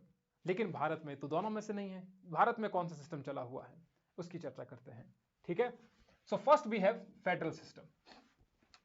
ध्यान रखिएगा हम क्या पढ़ रहे हैं, कंफ्यूज नहीं होना है। पहले आर्टिकल 75, आर्टिकल 78, तो दोनों यहां पर डिफरेंट हो गए। हाँ, नीतीश चंद्र बाबू नायडू, तो विचारधारा जो है ना, वो विचारधारा डिफरेंट है, तो फिर प्रॉब्लम आ जाती है कई बार, क्योंकि जो चंद्रबाबू नायडू है या फिर आपके नीतीश कुमार हैं वो मुस्लिम को अफेक्ट नहीं करना चाह रहे हैं कि मुस्लिम हमसे निराश हो जाए। अभी बिहार के इलेक्शंस हैं तो फिर प्रॉब्लम आ जाती है, कुछ ऐसी नीतियां चला दी तो प्रॉब्लम आ जाती है वहां पर, है ना। आर्टिकल 75, 1, 3 सबके डिफरेंट आ रहे हैं। हाँ, चल, वी हैव डिस्ट्रीब्यूशन और कंसिडरेशन ऑफ द पावर। पहले क्या देखा हमने, शासन प्रणालियां। डेमोक्रेसी में शासन प्रणालियां दो तरीके की, पहला प्रेसिडेंशियल, दूसरा पार्लियामेंट्री, संसदीय, राष्ट्रपति प्रणाली और संसदीय प्रणाली, दो तरीके हो गए।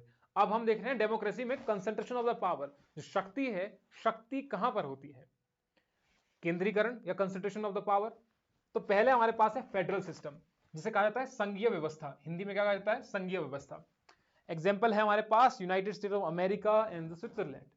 इंडिया क्यों नहीं है फिर, इंडिया इज नॉट फेडरल। आना तो चाहिए था भारत भी, लेकिन अभी उसकी चर्चा करेंगे।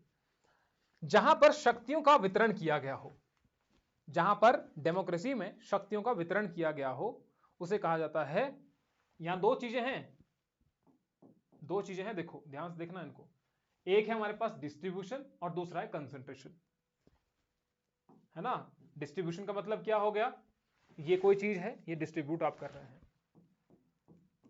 ये कोई चीज है, इसका आप कंसंट्रेशन कर रहे हैं, तो दो ही चीजें हो गई। तो डिस्ट्रीब्यूशन ऑफ द पावर कि कुछ एक शक्तियां हैं पीएम के पास, कुछ एक शक्तियां हैं फॉर एग्जांपल मिनिस्टर्स के पास, कुछ एक स्टेट्स के पास हैं, यूनियन टेरिटरी के पास हैं, पंचायती राज में इलेक्शंस उनके पास कुछ पावर्स हैं, ठीक है। कुछ एक पावर प्रेसिडेंट के पास है, कुछ एक पावर गवर्नर के पास है, कुछ एक पावर सुप्रीम कोर्ट के पास है, हाई कोर्ट के पास है।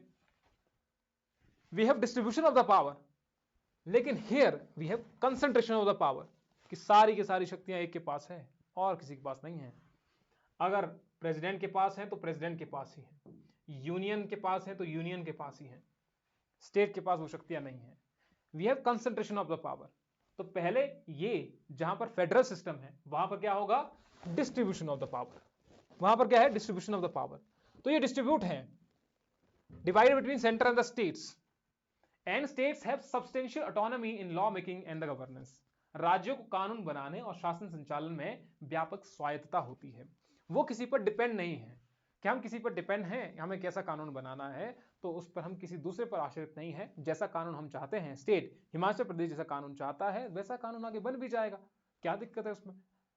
लेकिन वो है आपका ये this democracy, the concentration of the power, sorry distribution of the power. Sorry हम पहले बात करें ये फेडरल सिस्टम की। Usually features a written and rigid constitution होता है। सामान्यतः यह व्यवस्था लिखित और कठोर संविधान पर आधारित होती है। ये भी याद रखें जब हम बात करेंगे रिजिड कॉन्स्टिट्यूशन की या फिर रिटन कॉन्स्टिट्यूशन की, तो आपको पता होना चाहिए उसके बारे में। तो we have features of the federalism, ये अलग कहानी है। रिटन कॉन्स्टिट्यूशन होगा एक, ड्यूअल गवर्नमेंट पॉलिटी होगी, दो गवर्नमेंट है, सुप्रीमेसी है कॉन्स्टिट्यूशन की, इंडिपेंडेंट जुडिशरी है, बाई कैमरल लेजिस्लेचर है या डिवीजन ऑफ पावर्स है। ये तो हम इंग्लिश में बता रहे हैं, वही कहानी जो हमें यहां पर है। फेडरल सिस्टम में, फेडरलिज्म में क्या होगा, शक्तियों का वितरण होगा। हमारे पास रिटन कॉन्स्टिट्यूशन है, संविधान में लिखा गया है कि ये व्यक्ति ये कार्य करेगा, दूसरा व्यक्ति ये कार्य करेगा। टीचर का काम पढ़ाना होगा, स्टूडेंट का काम लिखना होगा, ठीक है। पीएन का काम घंटी बजाना होगा, और जो सफाई कर्मी उसका काम झाड़ू देना होगा, कुछ चाय ला रहा है उसका काम सिर्फ चाय लाना होगा। तो ये लिखा हुआ है, ये स्कूल के संविधान में लिखा हुआ है कि ये सारे के सारे लोग ये कार्य करेंगे। तो वैसे ही हमारे संविधान में भी ये चीजें लिखी गई हैं। ड्यूअल गवर्नमेंट पॉलिटी होगी, चाहे वो स्टेट की है चाहे सेंटर की है। अपर हाउस है, लोअर हाउस है, बाइकैमरल लेजिस्लेचर है जो यहां पर भी है, इंडिपेंडेंट जुडिशरी होगी, संविधान सर्वोपरि होगा, या शक्तियों का वितरण होगा फेडरलिज्म में। तो ये इंपॉर्टेंट है किसके लिए? मेंस के लिए। Very very very important for the mains, federalism की कहानी। तो ये तो आप समझ गए फेडरल सिस्टम क्या होता है, संघीय प्रणाली क्या होती है। दूसरा है यूनिटरी सिस्टम। यूनिटरी सिस्टम में we have example, United Kingdom है, जापान है, चाइना है, जहां पर क्या है यूनिटरी सिस्टम। यूनिटरी सिस्टम में all power are considered in the central government. सारी की सारी शक्तियां जो होती है वो केंद्र सरकार के अधीन होती हैं, केंद्र सरकार ही सारे डिसीजन ले रही है। तो यहां पर यूनिटरी सिस्टम एक ही है, तो एकात्मक व्यवस्था है वो। स्टेट्स और the provinces function as the administrative units.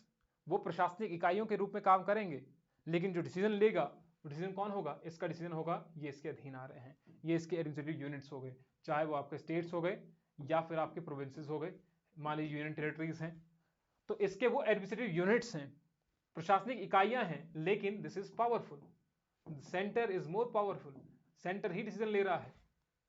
Parliament is supreme and sovereignty is indivisible. Here संसद जो है वो सर्वोच्च है और संप्रभुता का कोई विभाजन नहीं होता है, सॉवरेनिटी इज इंडिविजिबल।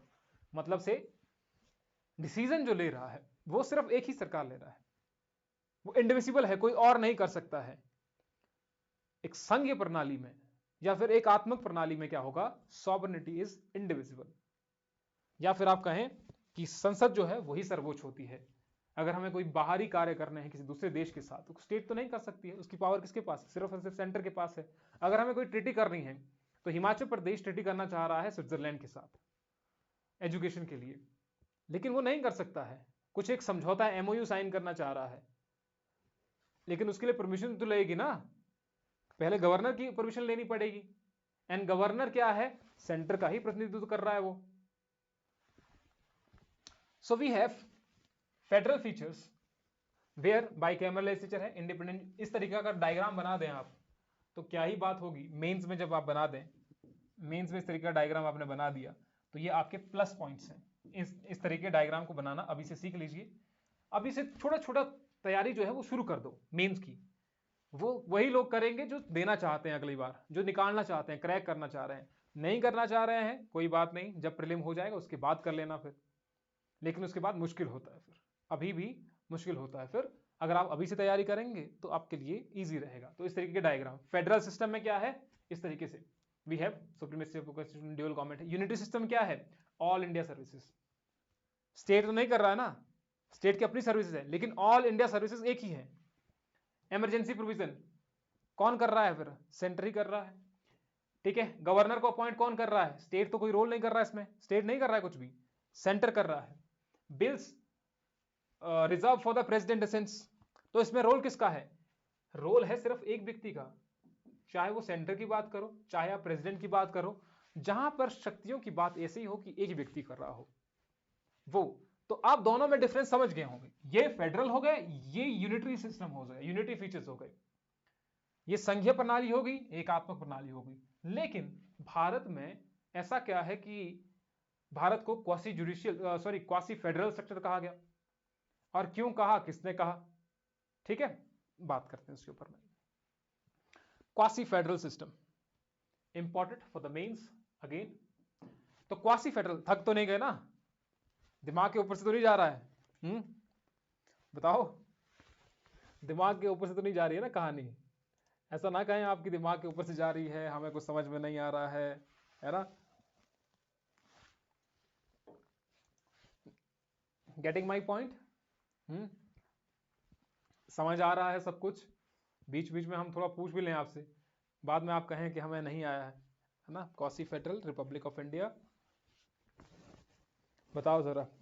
आपको सिर्फ लॉजिकल वे में समझ आना चाहिए, रट्टे में याद मत रखना है। ये लॉजिकल है सारा के सारा, है ना? इसमें कोई रट्टा नहीं है। इससे पहले अगर आपने रट्टा लगाया था या कुछ भी चीजें हैं तो आप हमें बता दीजिएगा, ठीक है? आ रहा है? ठीक है, नहीं जा रहा है मतलब दिमाग के ऊपर से, ठीक है, वेरी गुड। केसी वेयर ने कहा था, बस थोड़ा सा ये है। ओके, आई होप कि आपको समझ आ ही रहा होगा। देखो मुझे सबके वहां पर मैसेज शो हो जाएं तो वो ठीक रहता है, ठीक इन द सेंस कि अगर आप आधे घंटे में एक मैसेज लिख रहे हैं तो हमारी कनेक्टिविटी ठीक ठाक होगी, हमें यहाँ पर नाम दिख जाएंगे आपके, तो ये है थोड़ा से अटेंटिव है क्लास में। अब जो नहीं कर रहे होंगे हम, हमारा दिमाग तो यही चलेगा कि आप कहीं ना कहीं बैकग्राउंड में कुछ और एक्टिविटी कर रहे हैं, या तो कहीं पर आप कुछ मूवी देख रहे हैं, व्हाट्सएप चला रहे हैं, इंस्टाग्राम रील स्क्रॉल कर रहे हैं, या कुछ और देख रहे हैं। 1.5 घंटे की तो बात है। अब 1.5 घंटे में पूरे दिन में आपका कंसंट्रेशन अगर यहीं पर है तो अच्छी कहानी है फिर। डिवीजन ऑफ द पावर है, हाँ जी बिल्कुल, है ना। क्योंकि अगर आप लोग कह रहे हैं ना कि आपको मेंस की क्लासेस, अगर करंट अफेयर पढ़ना है, 2 क्लासेस लेनी है, तो फिर कैसे झेल पाएंगे? अभी एक क्लास नहीं झेल पाएंगे फिर, है ना। ठीक है, हम यहाँ पर नाम पढ़ते रहते हैं साथ साथ में ताकि हमें पता लगे कौन कौन अटेंटिव है क्लास में। So what is the meaning of this quasi federal system? Basic से, quasi federal system refer a system where features of the both federal and a unitary form of the government exist but central government holds more power. जैसे quasi का मतलब क्या होता है? आधा या थोड़ा सा। इसीलिए क्वासी फेडरल का मतलब होता है एक ऐसी शासन प्रणाली जिसमें संघात्मक और एकात्मक दोनों के लक्षण हो, लेकिन केंद्र सरकार की प्रमुख, केंद्र सरकार के पास जो शक्तियां हैं वो प्रमुख शक्तियां हों। ठीक है, ये है कहानी अलग। क्या कह रहे हैं? जिससे में लिस्ट सिस्टम है दोनों, ठीक है। लेकिन हमने क्या कहा यहां पर? We have centre and state, sorry unitary and federal system, दोनों का है, दोनों का समन्वय है, लेकिन दोनों के समन्वय के साथ में ही वहां पर सेंटर के पास अधिक शक्तियां हैं, और ऐसा ही सिस्टम भारत में भी है। तो प्रोफेसर केसी वेयर नाम याद रखना है। India has a federal system with strong unitary vices, very important for the prelims.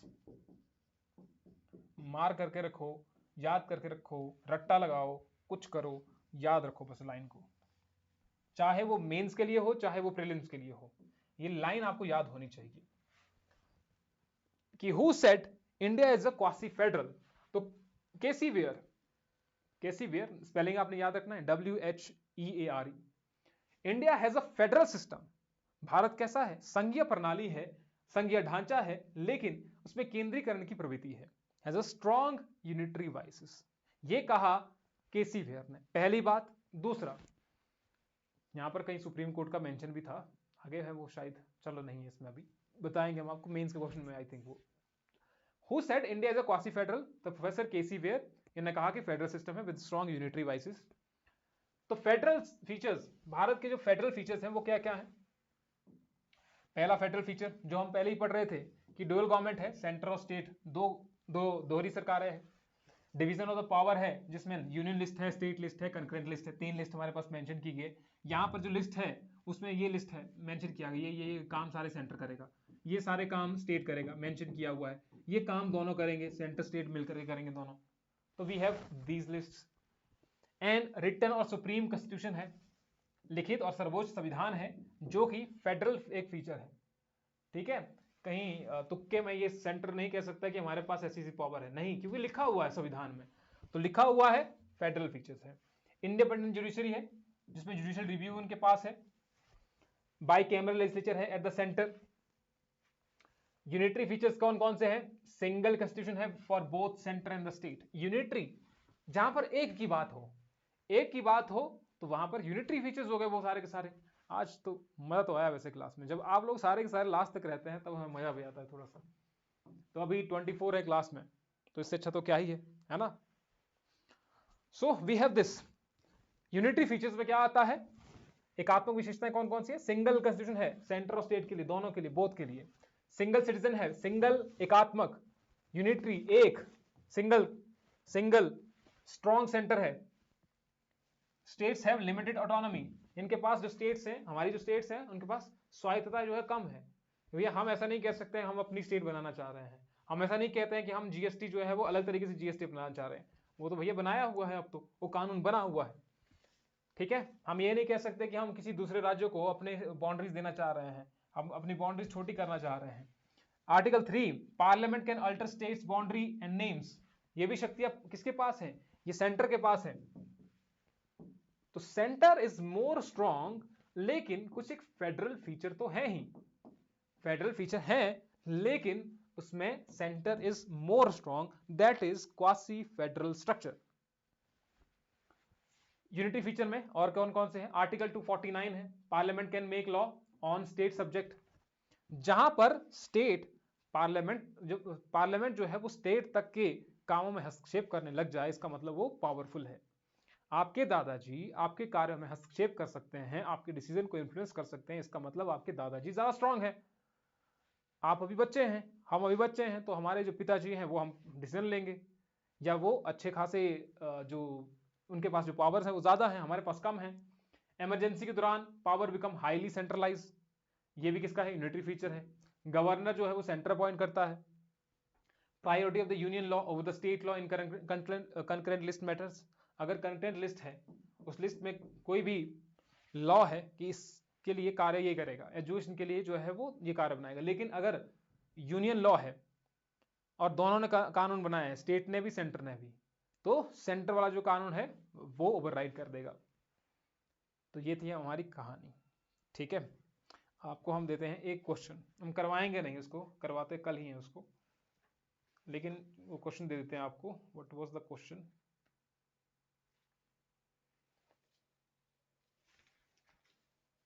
Question देखना पड़ेगा हमको, कहाँ था लिखा हुआ, वो कहीं तो था।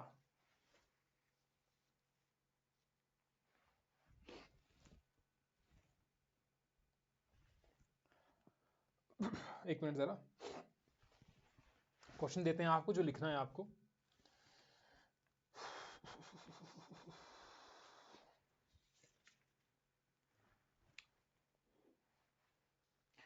लिखो जरा, क्वेश्चन लिखो, write the question.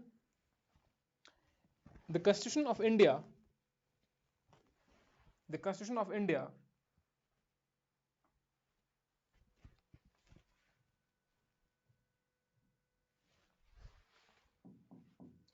the Constitution of India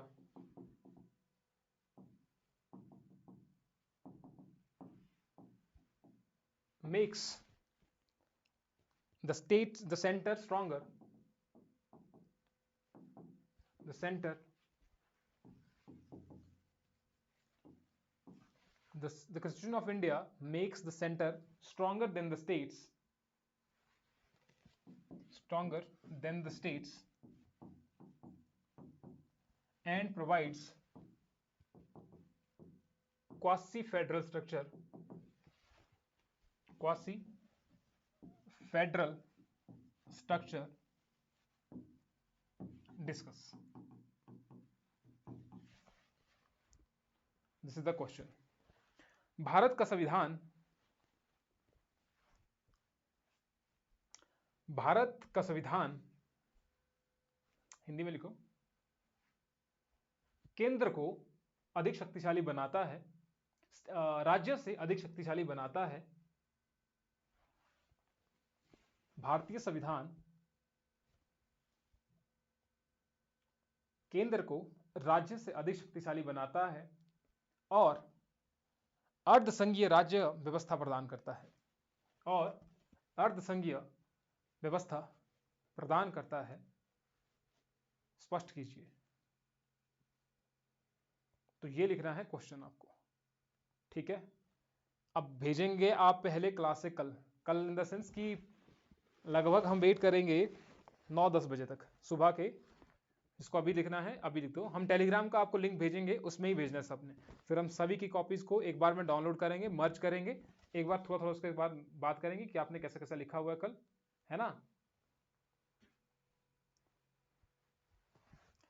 आप लिखना कहाँ है, आपने अपने कॉपी पर लिखो, उसकी पीडीएफ बनानी है आपको बस। फिर हम उन सबको मर्ज करेंगे क्योंकि एक एक ज़्यादा 1-1.5 पेज होगा। और कृपया करके अपना नाम लिख देना है ऊपर, ठीक है। नाम लिखना है अपना, नाम से साथ में आपने वो लिख दीजिएगा और उसको स्कैन करके भेजना है सभी ने। स्कैन कैसे करेंगे? स्कैन के लिए एप्लीकेशन आती है डॉक स्कैनर, ठीक है। डॉक स्कैनर करके एप्लीकेशन आती है एक, वो आप आई होप कि आप सभी को पता होगा डॉक स्कैनर। तो हम टेलीग्राम का आपको लिंक भेजते हैं। अभी के लिए हम आपको अलग ही ग्रुप बना रहे हैं क्योंकि वहाँ पर तो बहुत सारी कॉपीज़ हैं अलाइड मेंस का जो हमने आपको कहा था, तो उसमें बहुत सारी कॉपीज हैं, डिफरेंट डिफरेंट स्टूडेंट्स की हैं, उसमें कंफ्यूज हो जाएंगे आप लोग। फिर उसमें जो प्रीवियस वाले हैं वो भी इन हाउ मेनी वर्ड्स लिखिए इसको, 150 वर्ड में लिखो, 150 वर्ड्स काफ़ी होगा, है ना। वैसे तो ये 250 225 के लिए आएगा। कोशिश करो इन दोनों में से किसी में भी लिख लो, जो इसमें लिख सकता है बेटर है। इतना नहीं आ रहा है तो इतना तो एटलीस्ट लिख ही लेना। जो ये लिख रहा है गुड, क्योंकि ये क्वेश्चन इतने में आ जाएगा, ठीक है, ये क्वेश्चन इतने में आ जाएगा। अगर आप नहीं लिख पा रहे हैं तो इतने में लिख देना है, कोशिश करो लिखने की कोशिश करना है। बेशक आप कुछ भी लिख दो, जुगाड़ बना करके ऐसे वैसे कुछ भी लिख रहे हैं, डजंट मैटर, लेकिन लिख रहे हैं वो चीज ज्यादा जरूरी है, ठीक है। तो आप पहले इसको लिखो, फिर कल हम डिस्कस करेंगे आपकी जो आंसर कॉपी है, थोड़ा बहुत हम चर्चा करेंगे उसके ऊपर कि कैसे कैसे आपने लिखा हुआ है, ताकि पता लगे आप कौन से लेवल तक पहुंचे हैं अभी। आई होप कि आपको कुछ एक चीज़ समझ में आई होंगी आज की क्लास में। फिर हम कल बात करेंगे इस पर, आगे चलेंगे। अगर किसी को डाउट्स हैं कुछ तो वो भी बता दो हमें।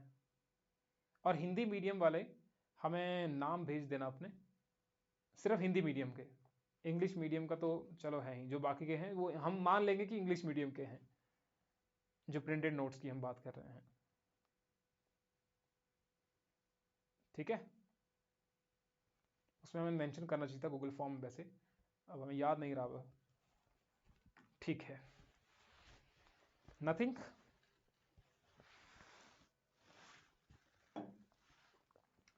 चलिए, तो मिलते हैं आपसे नेक्स्ट क्लास में, कल मिलेंगे। इस तरीके से आप कंटिन्यूटी बनाते रखो, कुछ एक क्लासेस एक महीना हमें दो, एक महीने में आप में चेंजेस आने लगेंगे, परिवर्तन होने लगेंगे। वही कहते हैं ना 21 दिन में परिवर्तन आते हैं। तो पहले अभी आप सोचिएगा कि 5 दिन में परिवर्तन आ जाएंगे कुछ, वो तो पॉसिबल नहीं है कि हम भी 5 दिन में कहेंगे हाँ 5 दिन में बहुत अच्छा पता लग जाएगा आपको, that is not possible. You have to give time. तो टाइम लगभग जो आप आपका मान सकते हैं अभी के लिए कि रखिए 20-21 दिन तो आप रख ही लो, अभी के लिए नॉर्मल रख दो। बेशक अभी कुछ एक क्लासेस में थोड़ा पता तो लग ही गया होगा आपको, ऐसा तो नहीं है कोई कोर्स ज्वाइन करके बता रहा हो कि हमने क्यों गलती कर दी है ना।